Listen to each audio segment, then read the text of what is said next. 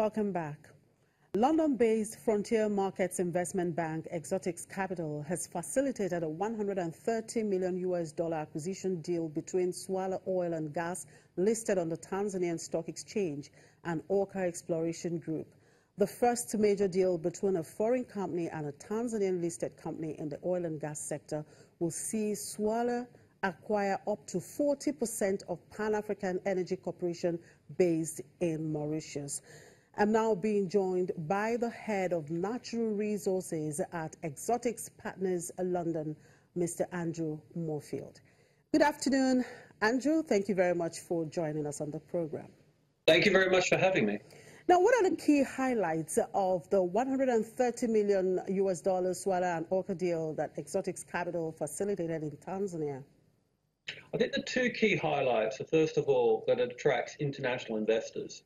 And the press release, which we issued yesterday, showed that we raised $25 million through a 144A, US dollar bond, to US international investors. So the first key highlight is that the international investors will invest into funds, into transactions which make economic sense.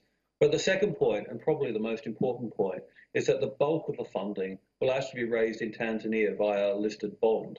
And actually, we've done a roadshow across all of East Africa, and the appetite for East African investors for East African producing assets is very significant. And Dar es Salaam's only got 4 listed bonds on the exchange at the moment. This bond by Swala, when it's issued during the first quarter of this year, will be the largest bond and probably the most liquid bond. And most satisfying of all, will actually be demand all across the region, and that's from Tanzania, but also from Uganda, Kenya, and as far as Rwanda. So it's actually a good testament to the financial strength of East Africa. Now, why is this transaction important for Swala, a listed oil and gas company on the Dar es Salaam Stock Exchange, and for Tanzania as a country? I think there's 2 important elements. The first is for Swala, and actually it's allied with your second question, why is it important for Tanzania? The underlying asset is a gas field called the Songo gas field, which is probably the largest in East Africa, and it supplies about 40% and growing of Dar es Salaam's energy needs.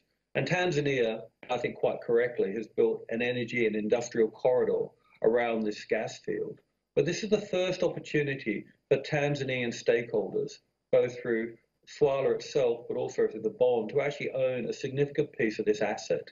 And I think it testifies the fact that local Tanzanians and local East Africans can now actually participate and be stakeholders in their own natural resources. And this is important for Tanzania because it can demonstrate that local stakeholders can be careful custodians of their assets, but more importantly, can finance the future growth of the assets. So for Tanzania, it's a big step forward.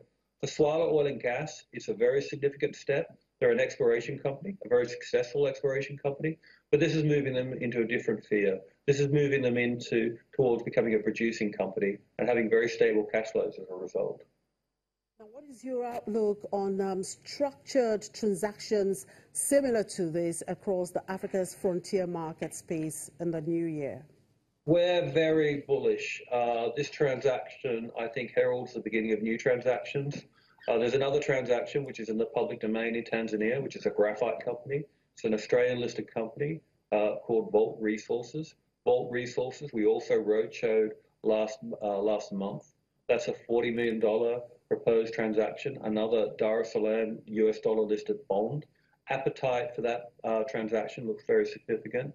Plus, we have other further transactions in East Africa and across sub-Saharan Africa, including into South Africa and across into Nigeria. So structured transactions, if the risk-return balance is structured correctly, international and local investors will be attracted. So very bullish, and our pipeline is looking quite robust as a result.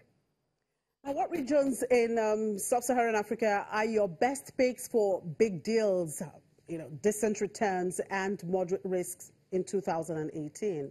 I could do the big returns. I think moderate risk is always a bit challenging, although moderate risk on a global perspective is always challenging. But our big picks, I'm going to split it into 2 if I can, in terms of equities, financial institutions, and Exotics Capital as a house. Our top regions for equities, listed equities, primarily financial institutions, are Egypt, Morocco, Nigeria, and also Zimbabwe. In terms of structured transactions, our top picks remain Tanzania, also potentially into Mozambique, and oddly enough, I'm going to add South Africa. And the last three are very much about natural resources feeding into electric vehicles and batteries. We're finding enormous demand for natural resources, particularly across sub-Saharan Africa. So very robust on natural resources, structured transactions, and as a house, our top picks, FIs across, mostly across Northern Africa, but also into Nigeria and also Zimbabwe. Ray, can you share with us your plans for Nigeria in particular in the new year? Nigeria as a country is incredibly important for exotics. It's actually our largest office in sub-Saharan Africa. And it's actually where not only our head of Africa, but also our head of investment banking sit. So Nigeria is very important for us. I would argue we're probably the largest international bank on the Lagos Exchange, and that's a position we're very proud of.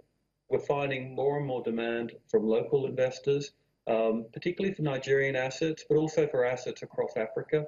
More importantly, we're also finding that international investors are asking us about Nigerian exposure as well. And Nigerian exposure falls into two categories: financial institutions, where we did a small number of deals last year, but more importantly, natural resources. And with Nigeria, the general thought is it's all oil and gas. Nigeria is more than oil and gas. We're actually finding there is now increased demand for agriculture and increased demand for products such as precious metals, gold in particular. So Nigeria is beginning to broaden and be more diversified as a source of investment dollars. And it used to range, as I said, from financial institutions, but now it's moving away from oil and gas into precious base metals and agriculture. Agriculture in particular might be quite exciting for us during the first course of this year. All right, thank you very much for your time, Mr. Andrew Moorfield. Thank you for your time. Andrew Moorfield is the head of natural resources at Exotics Partners in London. We move on now to commodities and the global oil market. Oil prices were stable today, not far off mid-2015 highs reached the previous session as strong demand and ongoing efforts led by OPEC and Russia to cut production tightened the market. U.S. West Texas Intermediate crude futures were at $60.40 a barrel, up 3 cents from their last close, and not far off the $60.74 June 2015 high reached the previous day. Brent crude futures, the international benchmark for oil prices, were at $66.55 a barrel, down 2 cents, but still not far off the $67.29 May 2015 high from the previous day. Now, despite this, there were indicators that markets had overshot in the last days of 2017 and trading this year as U.S. production is set to rise further and doubts are emerging about whether demand growth can continue at current levels. And that's it on the program. Thank you very much for watching. I'm Chimeze Obi Iwago.